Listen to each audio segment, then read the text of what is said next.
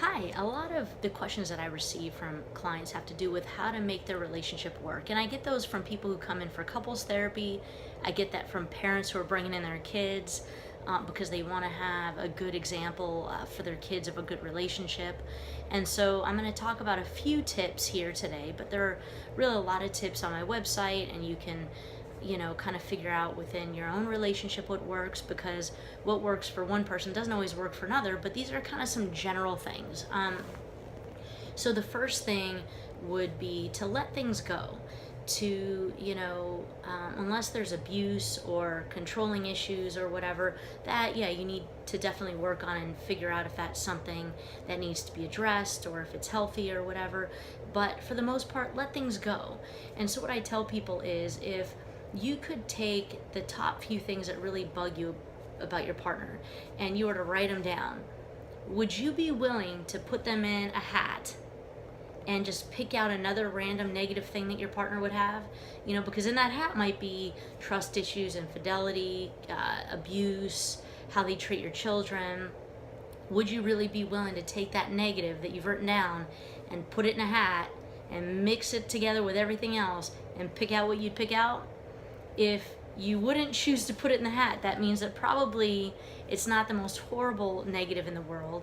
And so maybe kind of work on letting that go. And that's something that a therapist can work with you on. But even having that visual of, would I really put this in the hat, might kind of help. And sometimes you have to breathe through it and, try and realize that they're their own person, that they have important things as well. But when it comes down to it, we don't marry ourselves. We don't marry someone exactly like us. Opposites attract for a reason. We learn from people, and sometimes learning is painful, and it's hard to deal with, and it's irritating. But in all, we chose that person for a reason, and so to try to look at that. The second tip I would give is find time for intimacy. It doesn't necessarily mean sex. It could be, and I think that's something that's necessary in healthy relationships.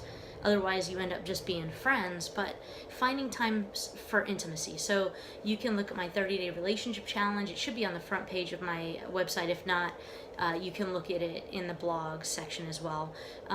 But find time to hold hands, to kiss, to hug, to make out, to do those things that you used to do when you were first dating. And if there are things that are getting in your way, like you don't like your body image, the way you look, the way they look, the way, you're annoyed with how they didn't put away the milk or whatever, or that little thing that I told you to put back in the hat, if you're so annoyed or you don't have time or whatever, you need to come in to see a therapist, because it's really something that's the core of a relationship, is that intimacy piece. Otherwise, they're friends. And there are some people who choose to have relationships that there's no intimacy, and that's okay. That is your decision.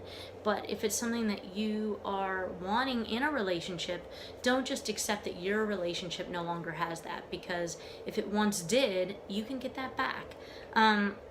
So one of the things that I mentioned is, having time together, making time for intimacy, but also having time to just go out on a date and have fun.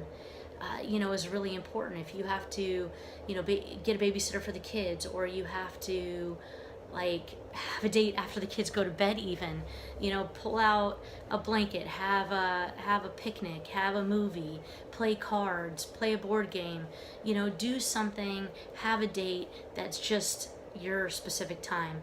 But also have some time alone. Give your partner some time alone, especially if you have kids. It's important that they have their own life and they have their own things that they like to do without having to accommodate for other people, because then when they get back, not only should they probably be grateful, usually they are, and if not, that's something you need to look at.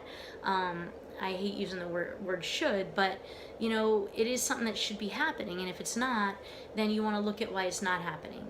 Maybe there's resentments or whatever that needs to be sorted out. But making sure that you have your alone time, they have their alone time. It could be that some couples, one person will have 2 Fridays a month that they go out, or a few hours every Saturday to go read the paper and have coffee or whatever. For some couples, it means a weekend or whatever with their friends away from the family or whatever. Give that.